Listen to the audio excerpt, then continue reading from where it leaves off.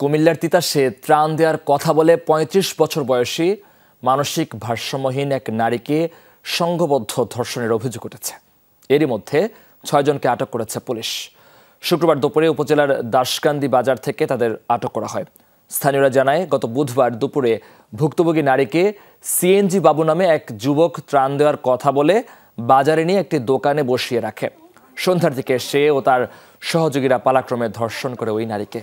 বিষয়টি জানাজানি করা হলে শুক্রবার সকালে অভিযুক্তদের দাসকান্দি বাজারে ডাকে ছাত্র জনতা।